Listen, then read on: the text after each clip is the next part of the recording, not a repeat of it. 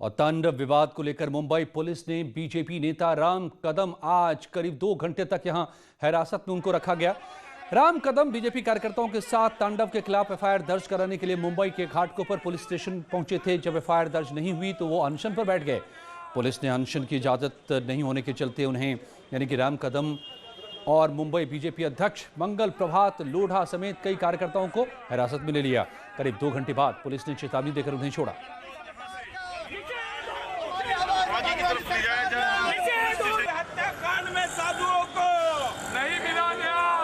और आपको बताएं कि ये मुंबई में आज जो तस्वीर सामने आई, मुंबई बीजेपी के नेता गए धरना प्रदर्शन करने, उन्हें अरेस्ट किया गया। तो कल लखनऊ में जो मुकदमा दर्ज हुआ है, इसको लेकर लखनऊ पुलिस पहुंचने वाली है मुंबई। और जौहर यूनिवर्सिटी पर अब सियासी जंग शुरू हो गई है। अखिलेश आजम खां पर सामने आ रहे थे, वो अब सीधे तौर पर योगी सरकार को निशाने पर ले रहे हैं। योगी सरकार और जौहर यूनिवर्सिटी की 70 हेक्टेयर जमीन को अपने कब्जे में सरकार ने किया है। आप जौहर यूनिवर्सिटी के पास 5 हेक्टेयर जमीन बची है। इसी से तिलमिलाए अखिलेश यादव ने बड़ा बयान दिया है। उन्होंने कहा है कि अगर 2022 में उनकी सरकार बनती है, उनकी वापसी होती है, तो वो अली जौहर के नाम पर विशाल यूनिवर्सिटी बनाएंगे। मतलब साफ है, सरकार आजम खां के खिलाफ खड़ी है तो अखिलेश यादव अब खुलकर आजम का समर्थन कर रहे हैं।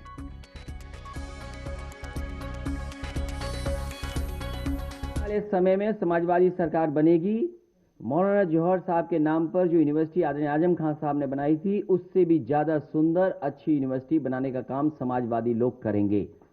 और इस तरह की गलत भावना से काम सरकार को नहीं करना चाहिए। हम सब जानते हैं कि सरकार इसलिए काम कर रही है कि उन्हें अपना काम न बताना पड़े। पूरी राजनीति को उलझाना चाहती है सरकार। हालांकि जो भी कार्रवाइयां हो रही हैं वो सब कानून के जरिए हो रही हैं, अदालतों के जरिए हो रही हैं। तो क्या अदालतों पर भी निशाना है, ये पूछना होगा। मगर आपको बताएं कि क्यों ये सारा विवाद है, क्या विवाद है। दरअसल सरकार, योगी सरकार आजम खां के खिलाफ एक्शन में लगातार दिखी है। आजकल आजम खां जेल में बंद हैं, उनके खिलाफ कई गंभीर मामले दर्ज हैं। 80 से ज्यादा मुकदमे दर्ज हैं, जिसमें सरकार ने या फिर आम लोगों ने मुकदमे दर्ज करा रखे हैं। इसकी वजह से अब तक उन्हें जमानत नहीं मिल पाई है।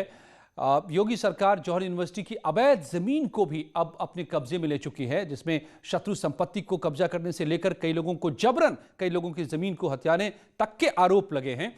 और इन सारी बातों के तहत अब इस यूनिवर्सिटी की जमीन को सरकार ने अपने अधीन किया है। तो इसी पर अखिलेश यादव का ये पलटवार। उन्होंने कहा है कि जानबूझकर निशाना बना रही है और दुर्भावना से कार्रवाई कर रही है योगी सरकार।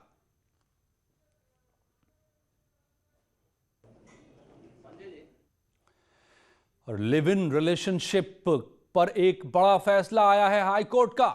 शादीशुदा का अवैध संबंध रखना अपराध है, यह कहा है हाईकोर्ट ने। अगर आप शादीशुदा हैं तो लिव इन में भी नहीं रह सकते, और अगर आप किसी भी तरह से शादी से बाहर संबंध बनाते हैं तो यह अपराध है।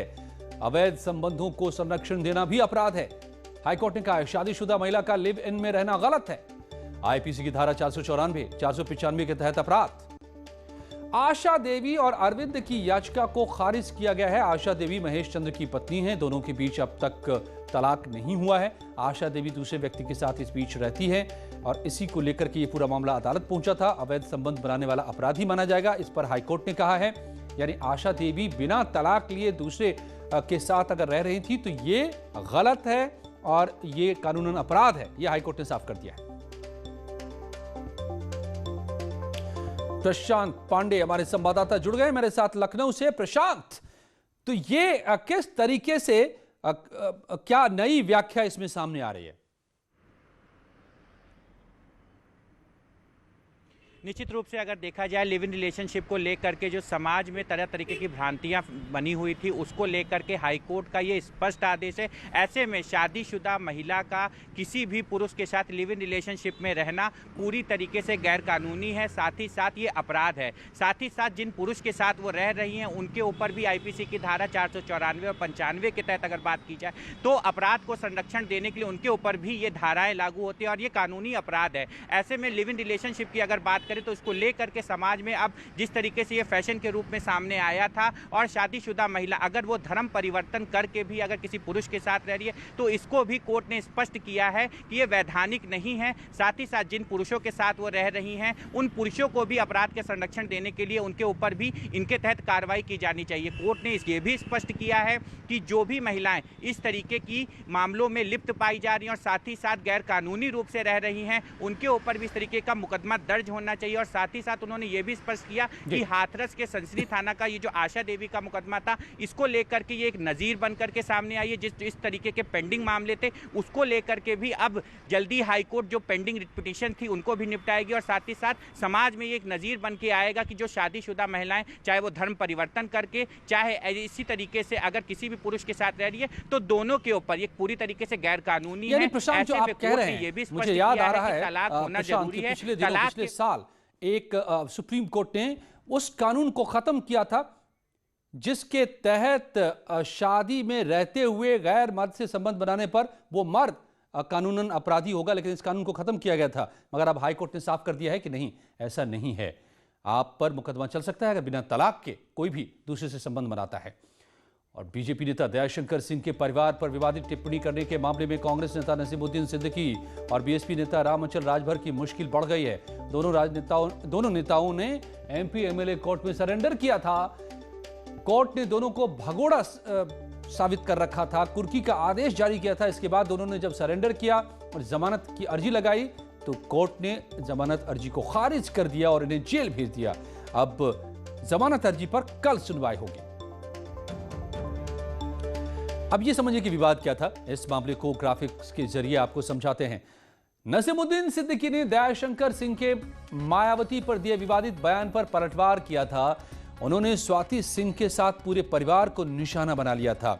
इस पर स्वाति सिंह ने नसीमुद्दीन सिद्दीकी और बीएसपी के खिलाफ मोर्चा खोला था। महिला सम्मान के नाम पर राजनीति के केंद्र में आ गई थी।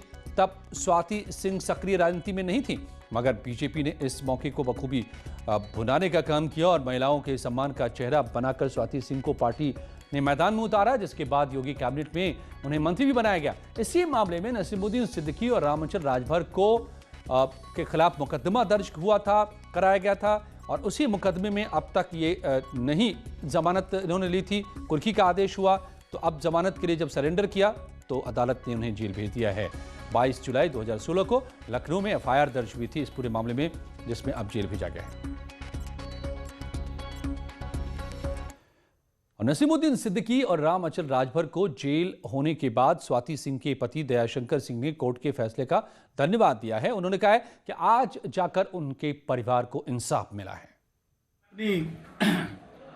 इस लड़ाई के लिए अपनी मां को आज मैं प्रणाम करता हूं कि मैं तो उस समय था भी नहीं जब ये संघर्ष चल रहा था। तो मेरी मां ने 88 साल बुजुर्ग मां ने, जो एक गांव में रही हैं, गांव के परिवेश में रही हैं, लेकिन उन्होंने उस समय हमारी इस लड़ाई में हमारे जब उनकी बहू को, उनकी बेटी को, उनको जब गाली पड़ी तो जाकर के 88 साल की उम्र में उन्होंने हजरतगंज थाने में एफआईआर कराई। आज न्यायालय ने आज उनको सम्मान दिया है, आज उनको न्याय दिया है। मैं इसके लिए न्यायालय को धन्यवाद देता हूँ। राहुल गांधी और बीजेपी के राष्ट्रीय अध्यक्ष जेपी नड्डा के बीच आज जमकर सियासी तीर चले। जेपी नड्डा ने कई ट्वीट कर राहुल गांधी पर निशाना साधा। उन्होंने पूछा कि राहुल, उनका राजवंश और कांग्रेस चीन पर झूठ बोलना कब छोड़ेंगे। क्या इस बात का खंडन कर सकते हैं कि हजारों किलोमीटर जमीन नेहरू ने चीन को तोहफे में दे दी थी। किसान आंदोलन और कृषि कानूनों को लेकर नड्डा ने कांग्रेस पर किसानों को भड़काने और गुमराह करने का आरोप भी आज लगाया है। इसके बाद राहुल गांधी मीडिया से जब मुखातिब हुए तो उन्होंने किसान आंदोलन और चीन के बहाने सरकार पर कई आरोप लगाए, मगर जेपी नड्डा के सवालों का जवाब देने से इनकार किया। राहुल गांधी ने कहा कि क्या वो मेरे प्रोफेसर हैं जो मैं उनको जवाब दूं। राहुल गांधी के प्रेस कॉन्फ्रेंस के बाद केंद्रीय मंत्री प्रकाश जावड़ेकर ने राहुल गांधी पर सवालों से भागने का आरोप भी लगाया है। भारतीय जनता पार्टी देश की सबसे प्रमुख पार्टी है। उसके अध्यक्ष नड्डा जी ने सवाल क्या पूछे, राहुल गांधी भाग गए।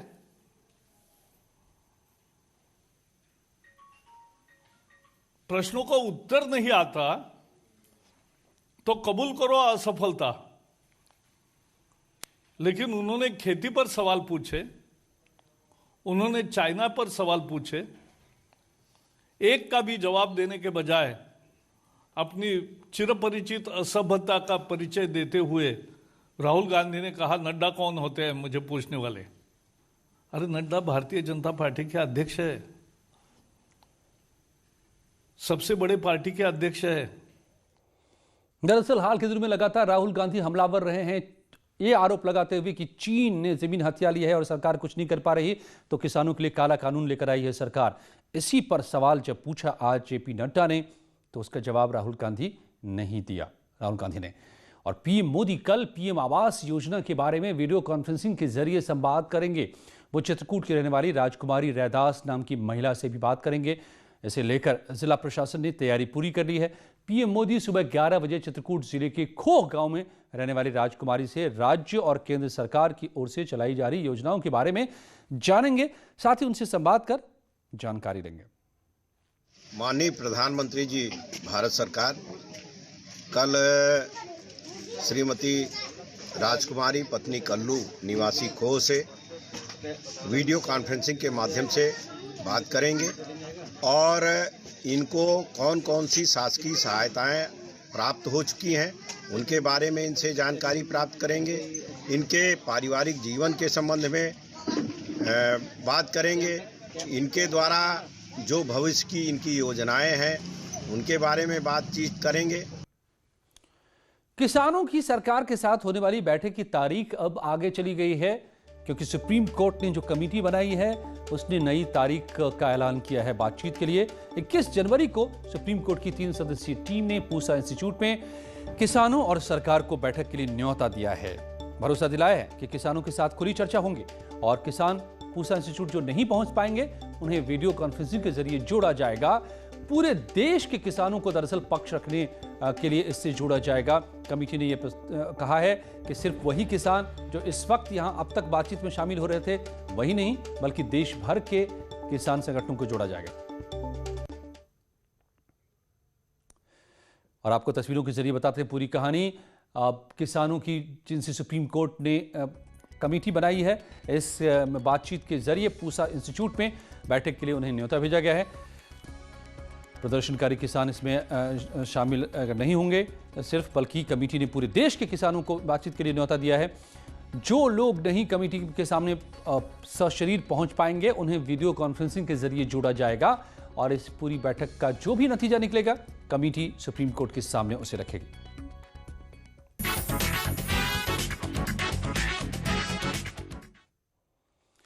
मोदी सरकार ने टॉयकॉथॉन 2021 की शुरुआत की है, जिसके जरिए न सिर्फ हिंदुस्तान की संस्कृति की कहानी दुनिया तक जाएगी, बल्कि भारत का खिलौना बाजार समृद्ध होगा। इस टॉयकॉथॉन में आप भी शामिल हो सकते हैं।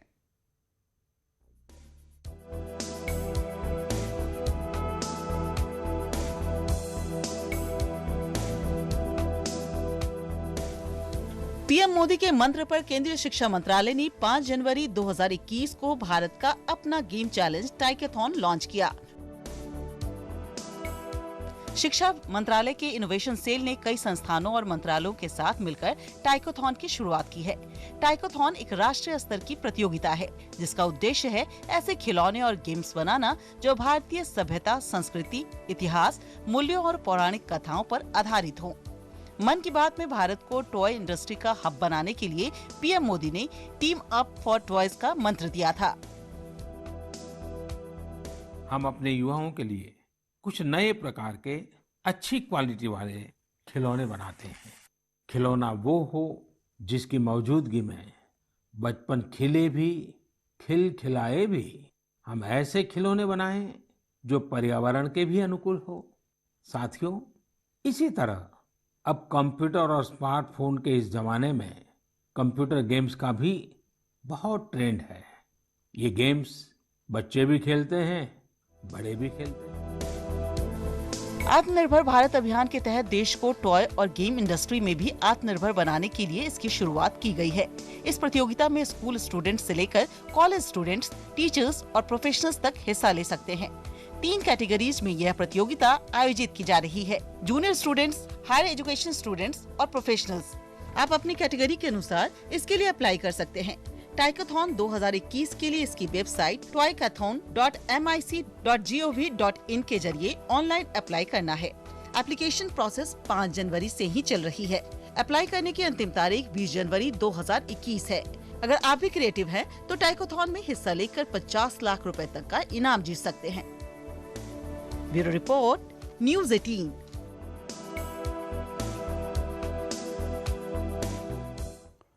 और आज हम हार्पिक और न्यूज़ 18 के फ्लैगशिप कैंपेन मिशन पानी के एक अहम पड़ाव पर पहुंच गए हैं। 26 जनवरी को होने वाले वाटरथॉन के लिए हमें देश के सभी कोनों से सहयोग मिल रहा है। आइए देखते हैं एक झलक। स्वच्छता और पानी। जल की महत्ता हमारे ऋषि मुनियों ने, हमारे बुजुर्गों ने इसको समझा है और आज की पीढ़ी को भी यही मैं कहना चाहूँगा कि पानी की महत्ता को हमको समझना होगा, उसकी उपयोगिता को समझना होगा, क्योंकि आज 80% बीमारियां हैं वो जल जनित हैं। तो इसलिए पानी की शुद्धता, जल की शुद्धता बहुत ज़रूरी है। हमको बचानी है ये जिंदगानी।